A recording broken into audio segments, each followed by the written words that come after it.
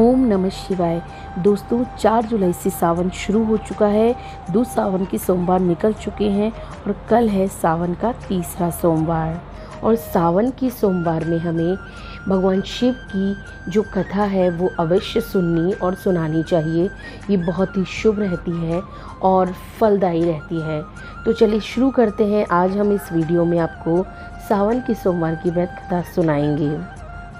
सावन के सोमवार की कथा के अनुसार अमरपुर नगर में एक धनी व्यक्ति रहता था। वो व्यापारी था। दूर दूर तक उसका व्यापार फैला हुआ था। नगर में उस व्यापारी का सभी लोग सम्मान करते थे।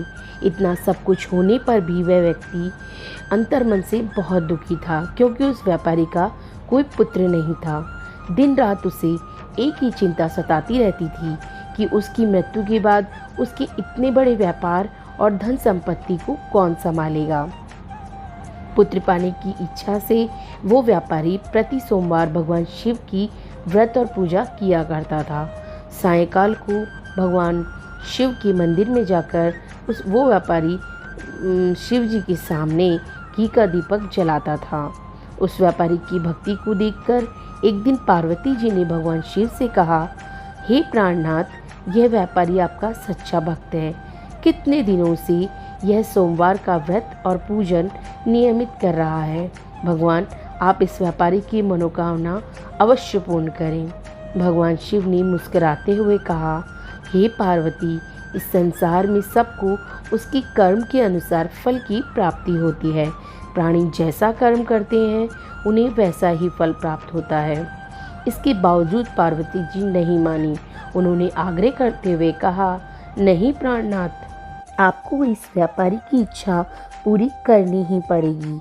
ये आपका अनन्य भक्त है। प्रति सोमवार को आपका विधिवत व्रत रखता है और पूजा अर्चना के बाद आपको भोग लगाकर एक समय भोजन ग्रहण करता है। आपको इसे पुत्र प्राप्ति का वरदान देना ही होगा। पार्वती जी का इतना आग्रह देखकर भगवान शिव ने कहा, तुम्हारे आग्रह पर मैं इस व्यापारी को पुत्र प्राप्ति का वरदान देता हूँ, लेकिन इसका पुत्र केवल 16 वर्ष तक ही जीवित रहेगा। इससे अधिक वो जीवित नहीं रहेगा। उसी रात भगवान शिव ने स्वप्न में उस व्यापारी को दर्शन देकर उसे पुत्र प्राप्ति का वरदान दिया और उसके पुत्र के 16 वर्ष तक जीवित रहने की बात भी बताई। भगवान के वरदान से व्यापारी को खुशी तो हुई, लेकिन पुत्र की अल्पायु की चिंता ने उस खुशी को नष्ट कर दिया। व्यापारी पहले की तरह सोमवार का विधिवत व्रत करता रहा। कुछ महीने पश्चात उसके घर अति सुंदर पुत्र की प्राप्ति हुई। पुत्र जन्म से व्यापारी के घर में खुशियां भर गई। बहुत धूमधाम से पुत्र जन्म का समारोह मनाया गया। व्यापारी को पुत्र जन्म की अधिक खुशी नहीं हुई, क्योंकि उसे उस पुत्र की अल्पायु के रहस्य का पता था। ये रहस्य घर में किसी को मालूम नहीं था। विद्वान ब्राह्मणों ने भी उस पुत्र का नाम अमर रखा। जब अमर 12 वर्ष का हुआ तो शिक्षा के लिए उसे वाराणसी भेज दिया गया। व्यापारी ने अमर के मामा दीपचंद को बुलाया और कहा कि अमर को शिक्षा प्राप्त करने के लिए वाराणसी छोड़ आओ। अमर अपने मामा के साथ शिक्षा प्राप्त करने के लिए चल दिया।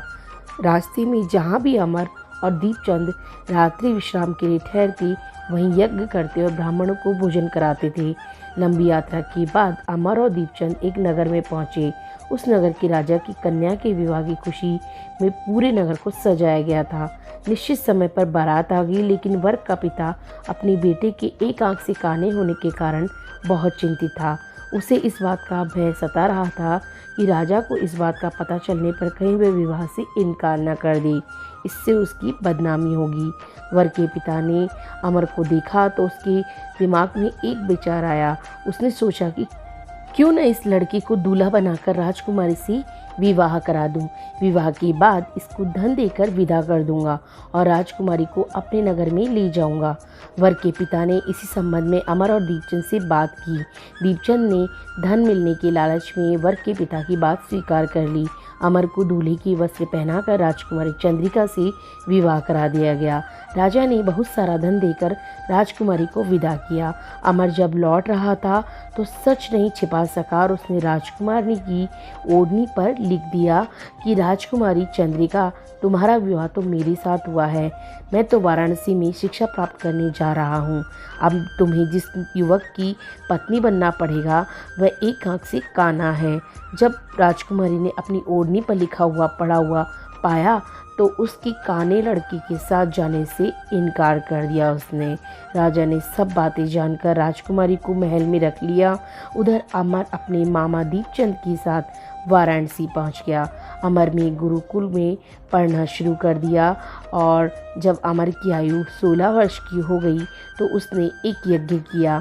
यज्ञ की समाप्ति पर ब्राह्मणों को भोजन कराया गया और खूब अन्य वस्त्र दान दिए गए। रात को अमर अपने शयन कक्ष में सो गया। शिव के वरदान के अनुसार शयनावस्था में ही अमर के प्राण पखेरु उड़ गए। सूर्योदय पर मामा अमर को मृत देखकर रोने पीटने लगा। आसपास के लोग भी एकत्र होकर दुख प्रकट करने लगे। मामा के रोने विलाप करने के स्वर समीप से गुजरते हुए भगवान शिव और माता पार्वती ने भी सुने।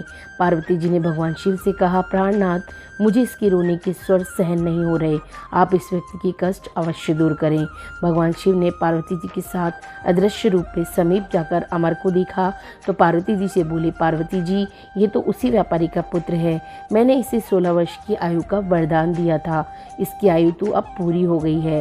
पार्वती जी ने फिर भगवान शिव से निवेदन किया कि हे प्राणनाथ, आप इस लड़के को जीवित करें, नहीं तो इसके माता पिता पुत्र की मृत्यु के कारण रो रो कर अपने प्राणों का त्याग कर देंगे। इस लड़की का पिता तो आपका परम भक्त है, वर्षों से सोमवार का व्रत करते हुए आपको भोग लगा रहा है। पार्वती जी के आग्रह करने पर भगवान शिव ने उस लड़के को जीवित होने का वरदान दिया और कुछ ही पल में वह लड़का जीवित होकर उठ बैठा।